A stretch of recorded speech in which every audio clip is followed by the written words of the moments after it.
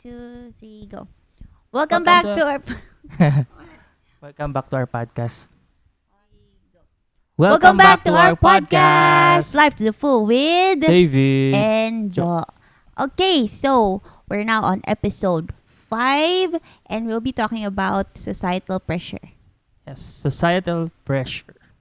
So, yan. Bago muna yan, ano muna tayo? Short warm-up muna tayo. So, Okay. since, officially start na ng rainy season, sabi ng Pag-asa nung isang araw. So, since tag-ulan season na, on a rainy day, would you rather have champorado or sopas? Mainit na champorado o mainit na sopas? Hot champurado. Hot Champorado. Maria Clara yun. Maria Clara? Ano yun? Isa kanta. Okay, hot champurado ako kaysa sopas. Bakit? Favorite ko yung champurado lalo na kapag yung may bear brand sa ibabaw na madami. Okay. Actually, ako din, hot champorado. Ewan ko, mas gusto ko lang yung lasa nun talaga kaysa dun sa sopas. Kasi nga, mas matamis. Mm. So, ayun. Kaso dahil di tayo marunong magluto, sana lutuan kami ni Mama. Champurado. Anyways, okay. So, Okay. main segment. So, yan, pag-usapan natin ngayon is societal pressure. And naisip ko lang din yung topic na to before nung hindi ko maalala kung nasa CR ba ako nun. Or, pero kasing isang instance na parang sa isang small group, para ito yung napag-usapan namin ng ka-small group ko sa single women. Tapos na-realize ko lang nun na grabe yung pressure pala talaga sa kanila, sa mga campus or sa single women or sa ating kasal na walang exempted doon kahit anong edad mo or kahit nasa ang season ka na ng buhay mo. So, ang sarap palang pag-usapan. Ano nga ba yun? Tsaka, ano yung mga experiences natin doon? Sa akin, sige, start sa akin. Personal experiences, siguro yung pinaka naalala ko, related din siya dun sa episode natin bago to, yung finances. So, panoorin yun, part 1 and part 2. Mhm. So, kinuwento ko doon yung pressure about parang kailangan may sasakyan ka or yung expectation ay parang kailan ka bibili ng sasakyan, parang ganun. Well, somehow, gets ko naman yung ganung na parang kaya mo naman or that magagamit mo naman. Pero, it's just that hindi naman talaga lahat kailangan ng kotse. Or, hindi rin talaga lahat gusto ng may kotse. So, for me, societal pressure siya kasi yung iba, parang nagkakaroon ng internal na, ay, kailan kaya ako magkakaroon ng sasakyan? Or kailan kaya ako makakabili ng sasakyan? So, parang merong sa sarili na pag hindi pa ako nakabili ng sasakyan, parang hindi pa ka ako successful or parang wala pa akong nararating. Mhm. Parang behind doon sa sinasabi na yon, parang pressure to upgrade lifestyle yung pinanggalingan. Tsaka siguro, partly dahil siguro sa culture din sa Philippines na parang para siyang status quo. Pero sa totoo lang, sa ibang bansa, parang mas pipili ng ibang tao na walang sasakyan kasi Mag-commute kasi maayos yung transpo nila. Public transport rin talaga. So, ayun. Sa akin, siguro yung iba kasi mga pressure na ina-impose sa atin ng iba, minsan hindi siya explicitly sinasabi eh. Diba? Yung iba parang medyo pahaging, yung iba medyo patanong. Pero yung pinaka-clear na naalala kong sinabihan ako outright ng isang titang marites sa kapitbahay. Shout out. Ay, nahimik lang naman kami ni Popo. Naglalakad lang kami. Tapos out of nowhere, kinausap niya ako. Tapos sabi niya, mas maganda, hindi ko na maalala kung anong term niya, kung mas maganda sana or mas masaya sana yan kung bata yung inaalagaan mo at hindi aso. Pero nung time na yun, bata pa ako nun as in, kakagraduate ko pa lang ng college nun. Tapos parang sasabihin na ako na, nung nag-aaral, takot na takot kayo sa teenage pregnancy. Tapos ngayong 1 year or 2 years pala akong graduate, sabihin nyo na agad, ba't wala akong anak? So parang, gano'n na parang, na-realize ko lang, sa men, parang may gano'n na yung pressure to provide or yung upgrade ng lifestyle, somehow connected siya sa wealth. Dahil nga ganun yung parang embedded na responsibility sa mga lalaki. Sa amin namang mga babae, career upgrades or yung promotion, ganyan. Yeah. Pero sa amin mga babae, usually, yun personally na experience ko na always something about our body, about our age, about our ability to produce offspring. So, yeah, yun yung na matinding encounter ko sa ganon na sobrang off talaga.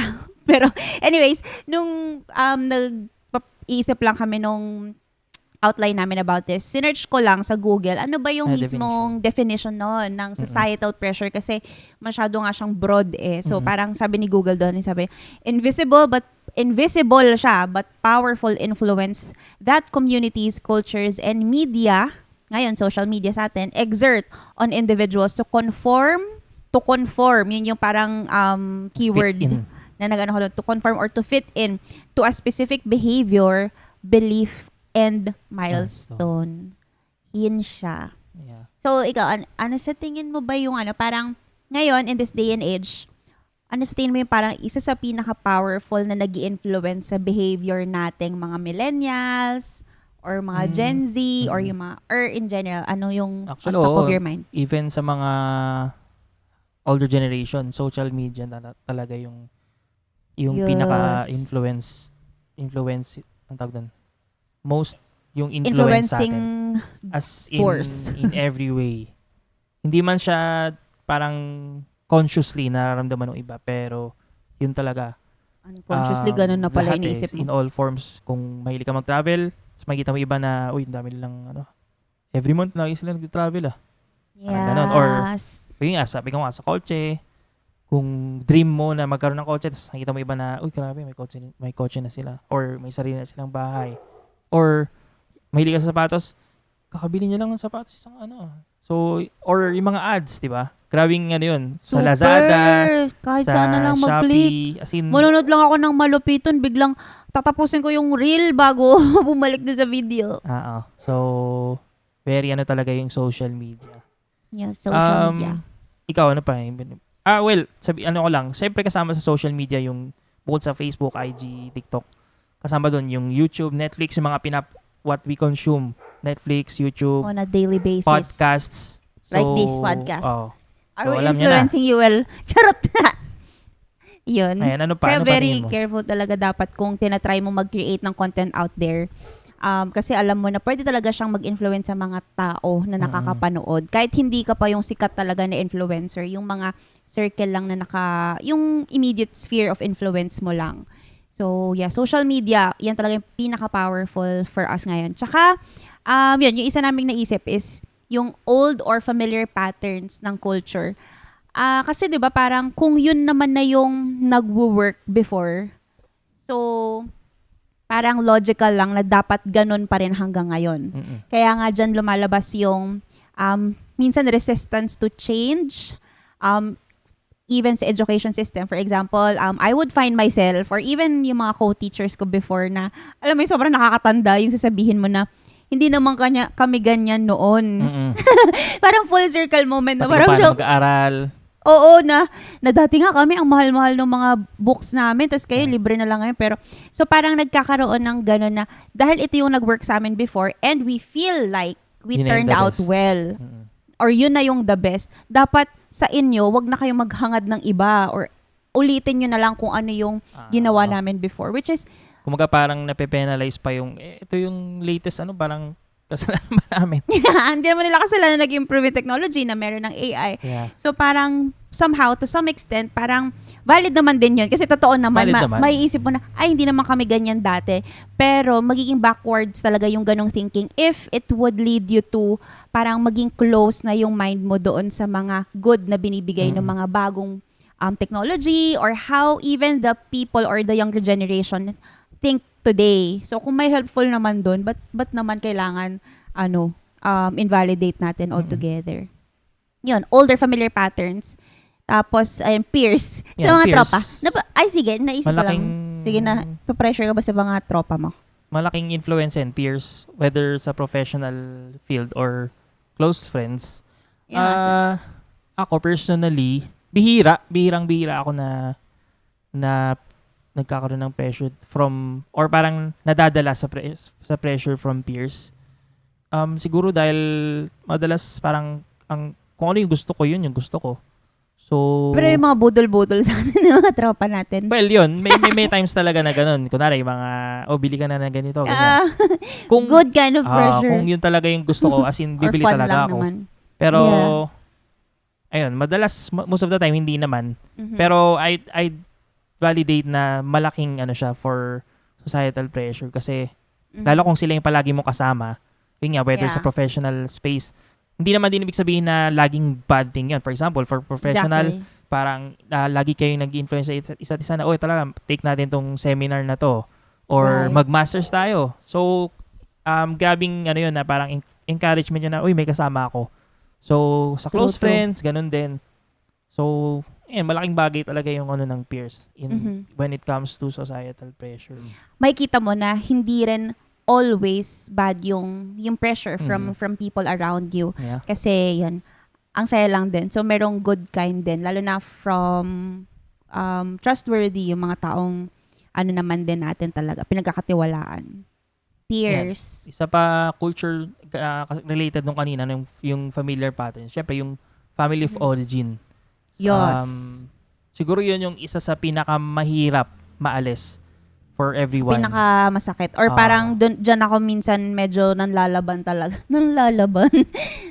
Kasi kunyari sa amin, si ate, PT siya, tapos nasa US siya ngayon. So parang, ngayon hindi na masyado, pero before, yun talaga yung laging sinasabi sa akin na, bakit ikaw hindi mo gusto mag-US? Bakit ang liit-liit ng sahod ng PT dito? Bakit ayaw mo mga ibang bansa? So dahil ganun na yung nakasanayan or parang nakitang pattern sa family, dapat ganun din ikaw dahil ito yung kapatid mo. So, hindi siya magandang pressure kung parang in a form of comparison siya or like not respecting yung differences ng path na tatahakin ng bawat isa. Tsaka yun nga, most of the time kasi kaya di naman hindi nagiging good yung ganong pressure is kung hindi mo naman talaga gusto, so hindi rin siya talaga mag-end up well. For example, kung lalo from family of origin, kunwari, meron kayong history ng, kunwari sa profession nga, kunwari lahat, ano tayo ng mga Doktor. police, okay, ng mga doktor. So, dapat ikaw din, maging police ka din, maging doktor ka din. Kung hindi naman talaga yun yung, yung forte mo, kahit na lumaki ka sa ganong environment, hindi mo nakuha yung ganong, yung ganong desire na, gusto ko din maging ganito, gusto ko din maging ganyan. So, hindi rin siya magiging helpful. Or, at the same time, for those people naman na nagko-conform sa ganon, tapos hindi naman nila talaga gusto yon, tapos hindi nila kayang mag-no, mag-end up sila na resenting yung decision nila. Yes. So, Mhm. yun True. talaga. Pero minsan, meron din good doon kasi kung yun na yung parang pattern sa family ninyo and then merong mga advantages din kasi doon.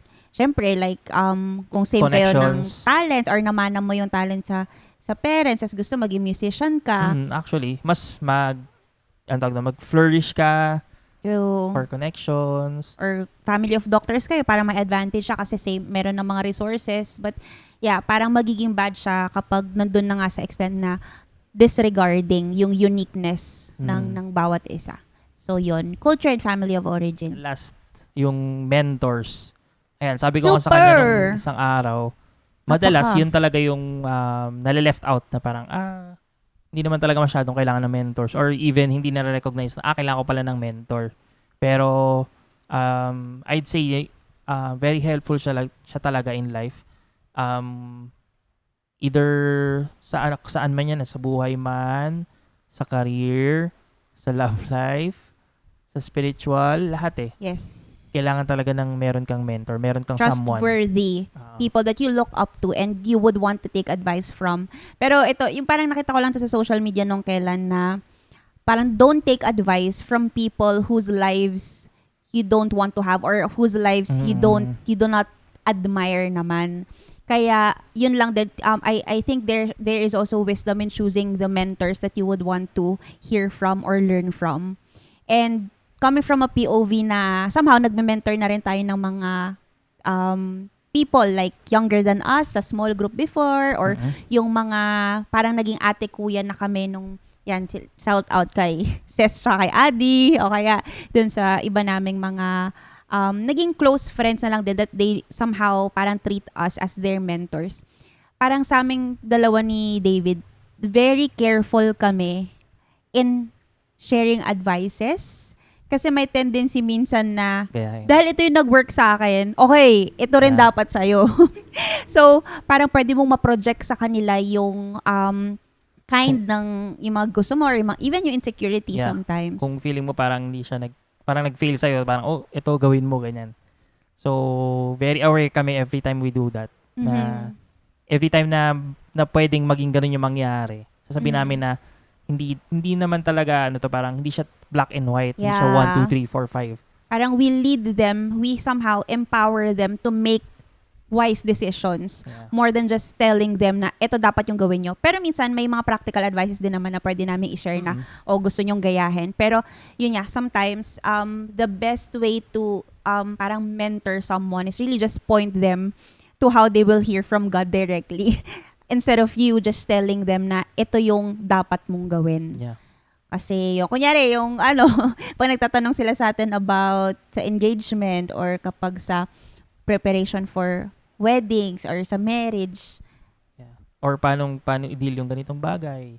sa family, ganyan. Lalo na kapag same na yun yung pinagdaanan din namin dati.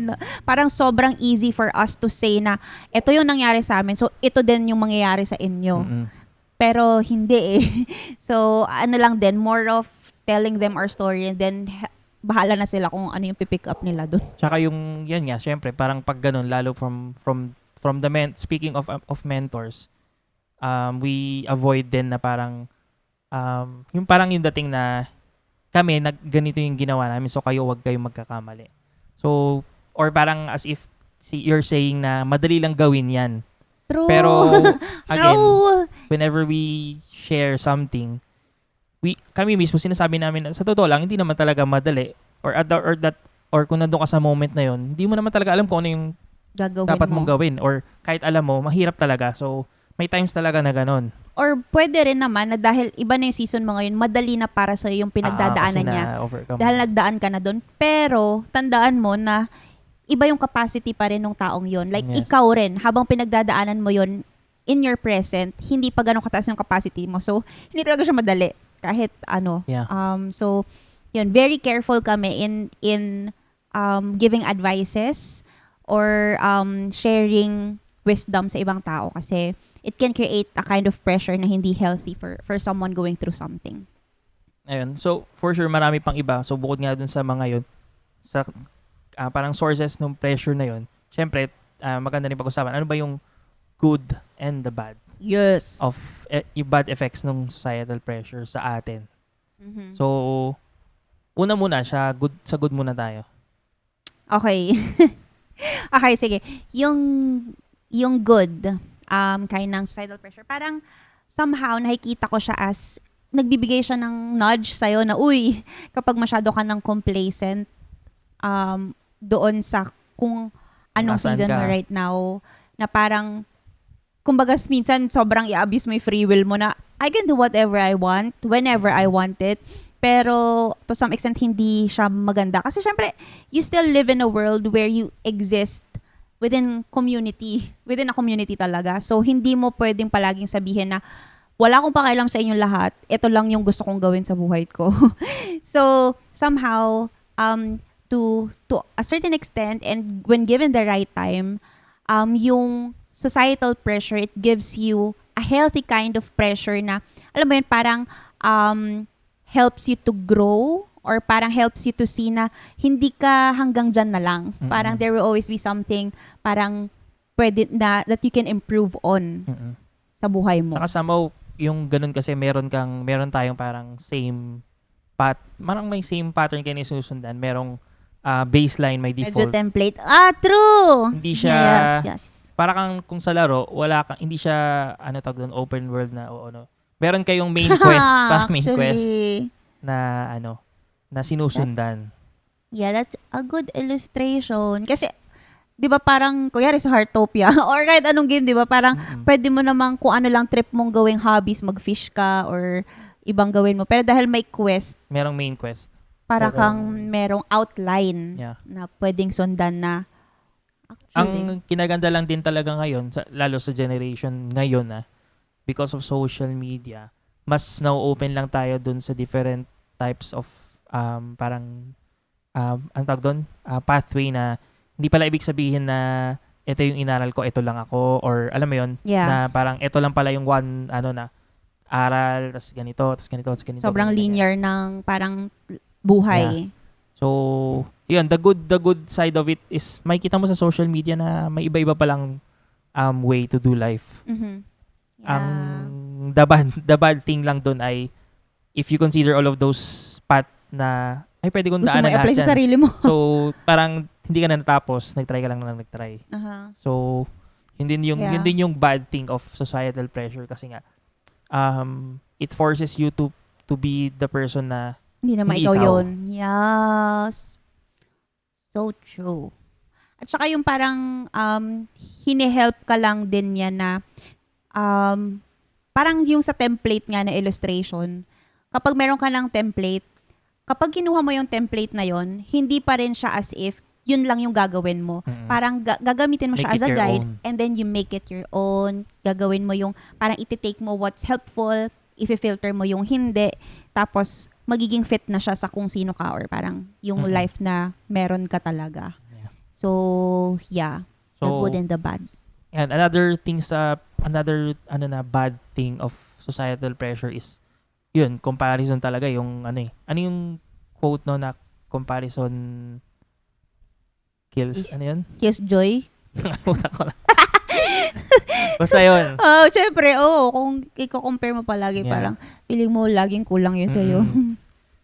Siguro, magiging malaki yung effect niya kung within sa family of origin pa lang, nandun na yung comparison. Doon talaga, ewan ko sa tingin ko, parang doon talaga nanggagaling yung ganong, ano sa sarili na i-compare mo yung sarili mo sa ibang tao. If your family itself compares you sa ibang tao as you grow up, mula pagkabata hanggang paglaki. Somehow, sila din, kasi, na-experience yun. So, alam mo yun, pasa-pasa lang na parang pinoproject nila yung ganun, si ganito, ganyan. Dapat ikaw rin kasi yung kumare ko, yung mga anak Ah. nun, mayayaman na. Ganyan. May ganong, Mhm. talaga. Root, yun kasi talaga yung nagiging bad to its root if yung motivation mo in doing things or even yung motivation mo in achieving or growing sa sarili mong field, if rooted siya from envy, kunyari, or gusto mo lang dahil para maging angat ka sa mga nakapaligid sa'yo, parang doon talaga siya nagiging hindi maganda. And yun nga, parang it drives you away from who you really are. If you always parang try to mold yourself based on what's external, so sino ka ba talaga na? Mm-mm. Hindi mo nakilala kung Yeah. sino ka. At saka minsan, eto, na medyo hot take, okay lang, kung medyo, cancelable yung opinion ko na to. Kasi parang may kita mo ngayon, sa generation nating millennial or even din sa Gen Z, dahil nga sobrang we're just so sick and tired of being compared to other people or sa older generation.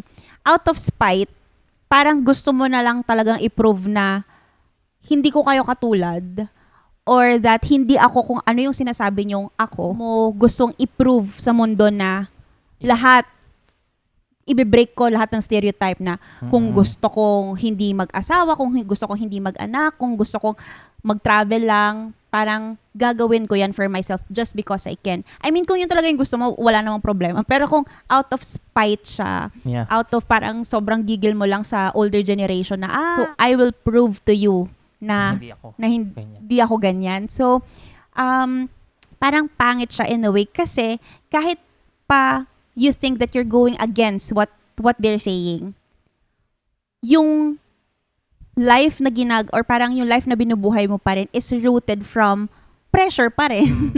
pressure pa Pressure rin. to be different. Pressure to be different. Tsaka yung driving force mo pa rin is yung pressure from the outside. Oo. Kaya ganun yung ginagawa mo. So parang ironically, sobrang pressured. Still doing the same thing pa rin, kumbaga. Yes. So, ayun lang. Parang isa lang yan sa mga observation ko. Or maybe, ganon din yung nasa utak ko dati. Kaya, parang, na-outgrow ko lang yung ganong perspective. Yung shift of perspective doon is yung ability mo to discern what is cultural Yeah. or what is biblical. kumbaga sa atin, 'di ba, as Christians, ano yung sinasabi lang talaga ng ibang tao sa sinasabi talaga ni Lord. So, yung lumabas, parang naisip ko na verse from this talaga, sobrang sakto, yung Romans 12:2. Ayan, in NIV translation sabi, do not conform. 'Di ba sabi kanina sa definition nung That social conforms. pressure that allows you to conform. Pero sabi ni Lord, do not conform to the pattern of this world, but be transformed by the renewing of your mind. Then you will be able to test and approve what God's will is, His good, pleasing, and And perfect will. Ay, grab. As in, parang ganon siya. Kabalik. Countercultural talaga. Kung Don't ano yung conform. sinasabi ni Lord sa sinasabi ng culture, na ang call niya sa atin is be transformed by the renewing of your mind, like day by day, para ma-discern mo kung ano ba talaga yung sinasabi ko sa'yo. That, which is yung will ko sa'yo, it's good, it's pleasing, ito yung perfect for you. Well, talagang example niyan, si Jesus. As in, kitang-kita mo sa kanya kung how he didn't conform dun sa pattern ng mundo. Yeah. Even dun sa pattern ng religious people, True. na whenever people would say na, ay, ganito gawin mo kasi dapat ganito yung gawin mo para Yeah. kabaliktaran yung gagawin niya. Hindi niya ginagawa yun dahil For the Just for sake the sake na of- iba yung gagawin niya. Oo. Kumbaga, ang ano pa rin niya, kung ano yung will ng Father. sa kanya. Sobrang amazing si Jesus na every time meron siyang gagawing miracle, naturally, di ba, ang daming taong papaligid sa kanya tapos sisikat. Kumbaga, sumisikat na siya nun. Pero, most of the time, kapag ganun yung nangyayari, the Bible would say na, and he withdrew. Lagi siyang umaalis kapag sobrang nagiging famous na siya or pinagkakaguluhan na siya ng mga tao. Palaging unexpected yung ginagawa niya. Napapag-isa siya para marinig niya kung ano yung sinasabi sa kanya ng Father when he prays. And for us as Christians, I think that's very, very important na kaya yung discipline natin ng quieting ourselves, yung daily devotion natin before God, na napapag-isa tayo away from all the noise from outside or even away from the noise ng misis mo or yung noise ng asawa mo, na as in kayo lang ni Lord yung mag-uusap para ma-discern mo kung ano yung sinasabi niya sa'yo. Yeah. Isa din na naalala ko yung sa book na The Me I Want to Be by John Ortberg. John Ortberg, a favorite Although, author. di ko pa siya tapos basahin din. Ang naalala ko doon, sobrang na-amaze ako doon sa kung paano niya differentiate yung The Me I Want to Be. Sabi doon, merong 7 parang The Me I Want to Be. Na 7 yung una. The me I don't want to be. The me I pretend to be. The me I think I should be. The me other people want me to be. The me I'm afraid God wants.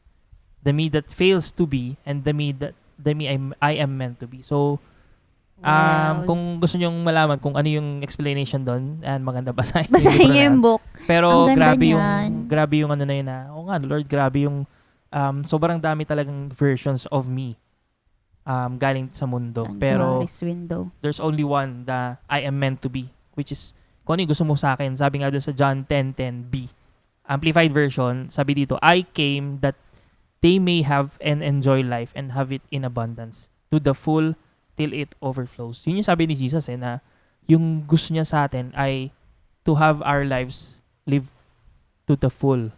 As in, hindi siya ibig sabihin na kung paano yung parang, alam mo yun, yung you only live once, parang, kahit anong gawin ko. Hindi siya ganong way rather, kung ano yung design ni Lord for us.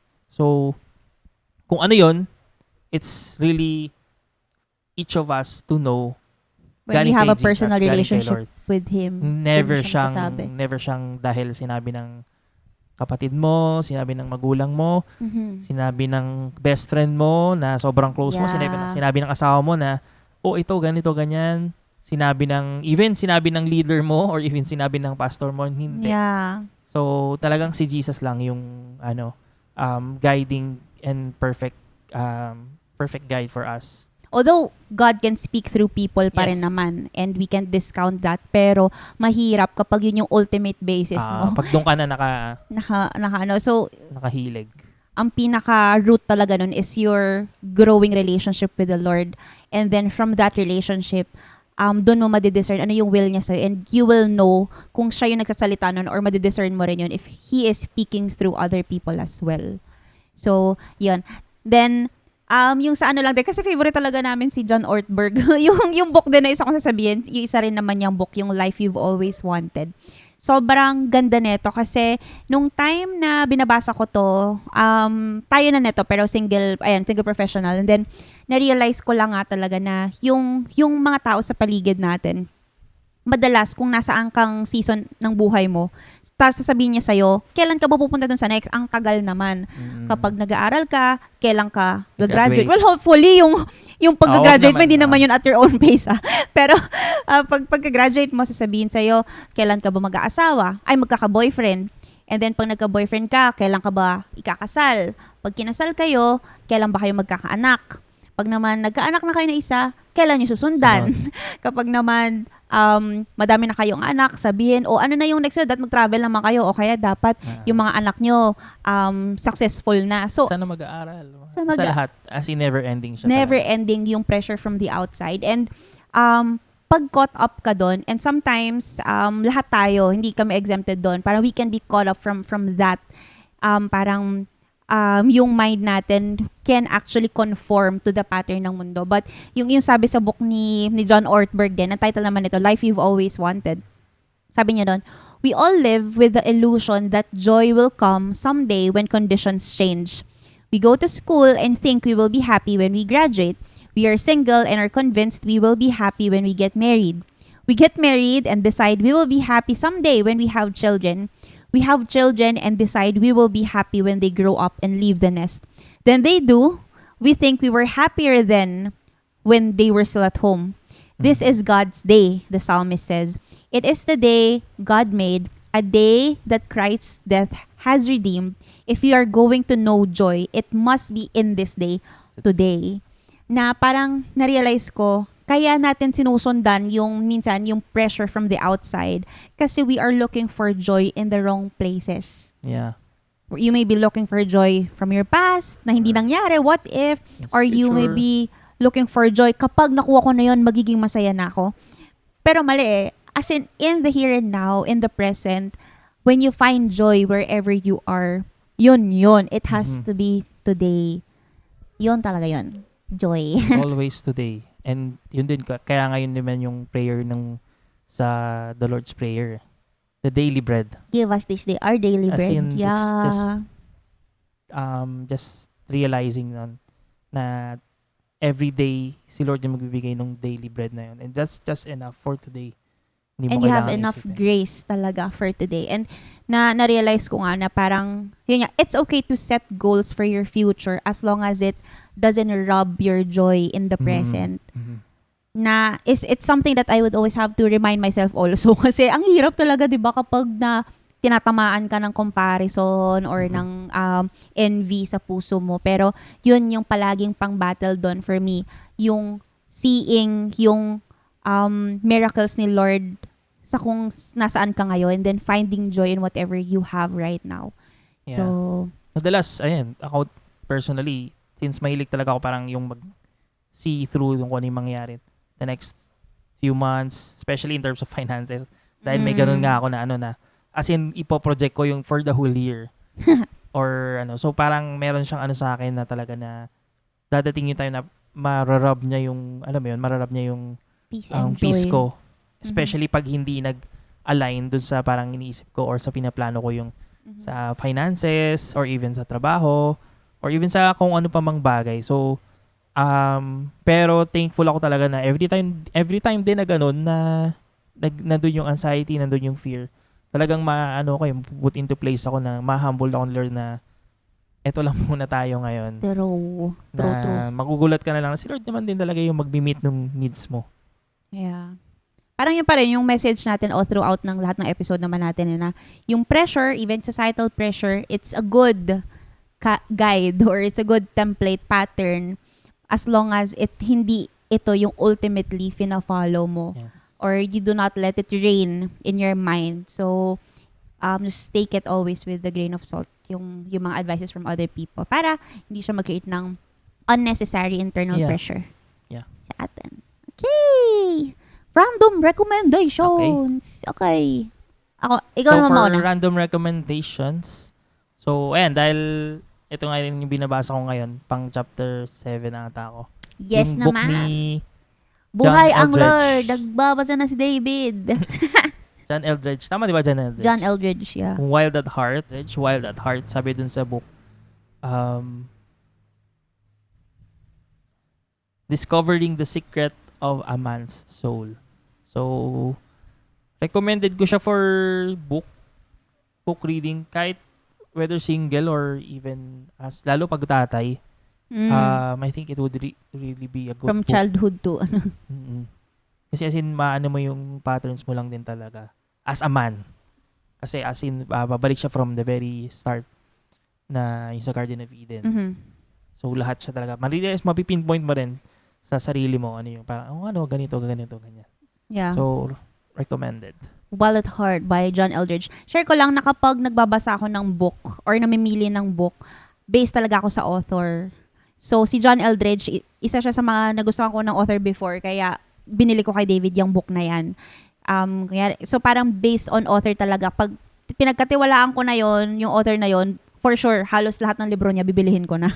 Parang ganon. So, yung sa akin, okay, random recommendation ko, hindi siya bagay, pero it's a habit that I'm starting to do now. So, it's a small habit na sinimulan ko this week na it's been helping me clear my mind lang din. Ang ginagawa ko ngayon is, bago kami matulog, hindi ko nilalagay sa side table ng bed namin yung phone ko. Nilagay ko siya sa malayo.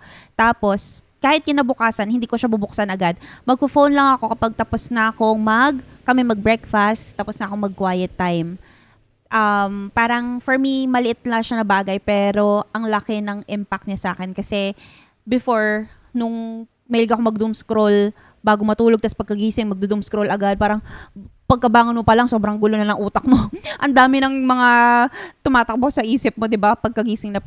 So, somehow, na-clear lang din yun sa akin nung when I make it a habit na to put away my phone before I sleep and when I wake up. So, and maraming salamat for listening sa episode na to. Yes. We hope na marami din kayong nakuhang insights from this. Yes. And you can reflect also sa life ninyo. Ano ba yung mga pressure na naririnig nyo madalas and paano yon nag-i-impact sa daily life ninyo? And how do you think will you respond to it? Yes. So, for our previous episode, again, you can click on this link. Dito? Dito na lang, dito. Dito? Dito. Okay. Click on this link. And if you Sa still haven't, finances. please subscribe, like, comment if you like in this YouTube video or sa Spotify namin. You can follow us and you can also listen to us in Apple Podcasts. So, we will see you on the next episode. God bless you. Bye-bye. Bye.